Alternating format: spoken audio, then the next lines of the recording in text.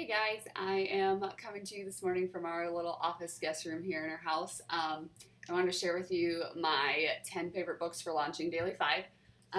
The first one is called The Best Book to Read. Um, it really sets the tone for the year that reading is fun, that there's so many different types of books to read. It just really gets them engaged, gets them ready to launch off Daily 5. So this is the book that I always start with when I am going to teach them the expectations, things like that. So this is the first day, is just to kind of give them an intro on it. Let them see that Daily 5 is a thing, that it's going to help them grow as readers, and just trying to get them excited about it. And this book has been the best one that I've found so far that does that. The second thing that I like to teach them is that even if you can't read the words, that you can read the pictures, or you can retell a story. And so I try to find a really good book that doesn't have any words in it, that they can predict what's going to happen, make some inferences, use some skills that they didn't even know that they had, and just make a big deal out of it. Wow, that's so cool. Look at you guys read the book. And so I have two different ones that I go back and forth on. Sometimes I'll do two different lessons on it in a day, just so that they can see it. The first one right here, love this book. I'm going to show you a couple of the pictures just because I really like it. So this one here, cover my face for a minute here. He finds a camera at the beach, and so he has to sit and he has to wait for the film to be developed. And so it's just a good talking point for the kids to kind of see what it was like before everyone had cameras on their cell phones and things like that. That you actually had to sit, wait. Your pictures had to be developed from film before you got to see them. You didn't know if they were good or not.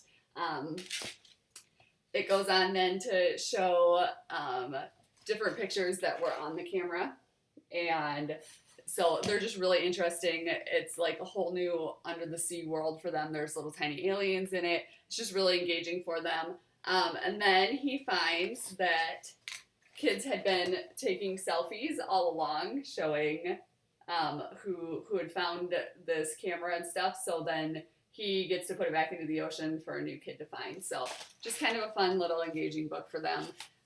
They seem to really like it. The other one that I like is a little more elegant, and it's Flora the Flamingo.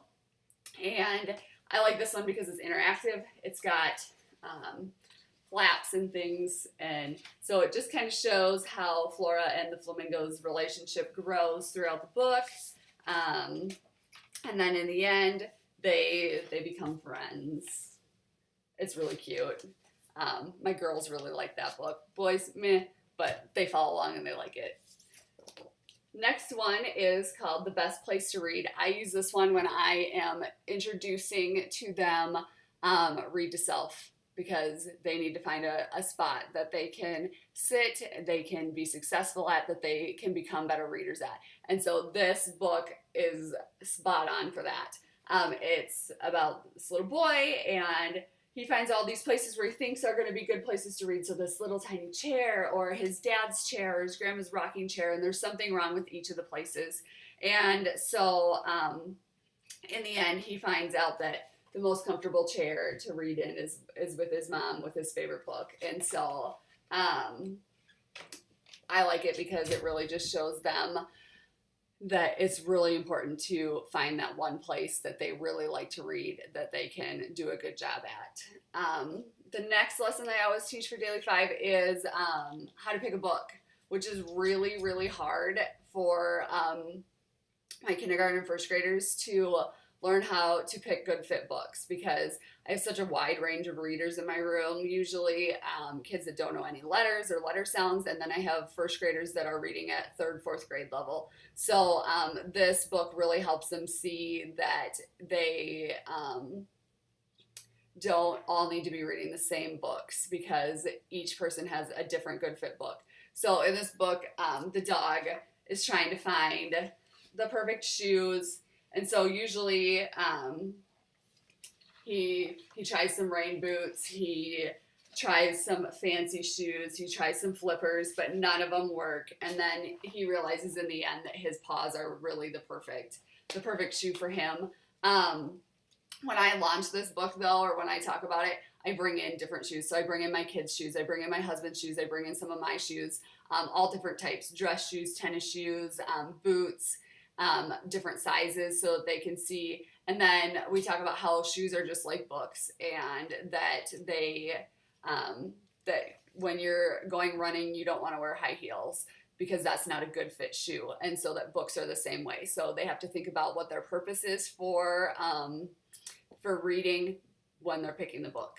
The next lesson I always go into is building stamina. This is the book that I choose. There's 100 different books that talk about persevering, but this one my kids just really love. It's really well written, and it kind of gives them some coping strategies for when they get frustrated. What are some options you could do? You could get up, you could go for a walk, just some different things, but it really teaches them that even if it's hard, that they need to keep going and they need to accomplish their goal. So I use this when I am talking to them about building stamina. The next one I always talk about is read to someone, which is the hardest one for them, because when they get to be with a friend, they're just so excited. They just can't help it. They just want to talk and they want to play and laugh, and which is great. Set the stage for them talking and reading together and having the excitement be about the books they're reading. This one is perfect. Like, I'm convinced she had to have written this just for teachers to teach how to read to someone. It has all these different steps that Kate Messner has laid out for you. So step number 2 is actually finding a reading buddy. And so it's all about finding who the perfect person to read with would be. It's just so good. And then at the very end, it talks about how at the end, they go right back to the beginning and start all over again. So it really helps the kids see that, oh, even if I have read all of my books in my book box, because that's my biggest complaint from kids is, well, we've read all of our books, but our station's not over yet. So what do you need to do? You need to go back and you need to reread them. And so this really sets the stage for that, which is awesome. Work on writing is one that is easy for me to get excited about, but my kids can get a little overwhelmed with because I can't even write letters yet. It's the beginning of the year. So the perfect book for introducing work on writing is A Squiggly Story. It's by Andrew Larson. Great, great book. It's about this boy, and his sister loves to write, and he feels that he's a little jealous of her that he can't write. And he's like, sometimes he pretends to write. He writes little letters, big letters, swirl after swirl. He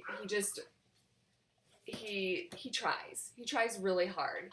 And so then his sister teaches him that he can sound the letters out in the words and write the letters that match those sounds, and that he's in charge of his own story. He's the boss, so he can write about whatever he wants. And in the end, he ends up writing the most magnificent story and is excited to start his next new piece. And so that one's just a really good one to introduce work on writing. I always do 2 days of work on writing, because then the second day they're like, well, yesterday I wrote and now I'm out of topics. I don't know what to write about. And so Ralph Tells a Story is the perfect one to address that issue.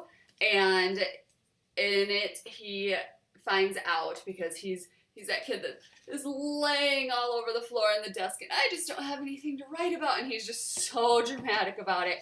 And then he finds out in the end that really there's a story anywhere, and so that really just helps your kids see that that they can make a story out of anything. They just have to be creative about it. Word work. This is another kind of difficult one for me to introduce because there's so many options.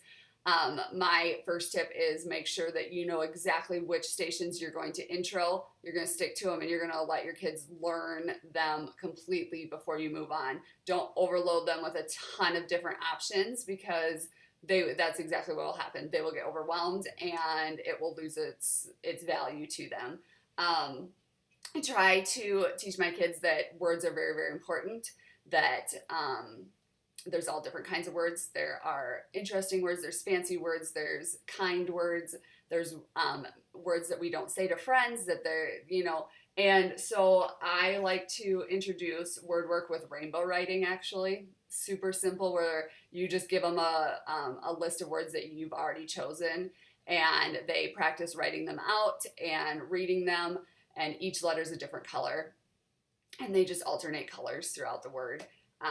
It's just super simple. They like it because they love to use the fancy markers, or make it fun, make it interesting for them. And then the book that I use to kick that off is Max's Words.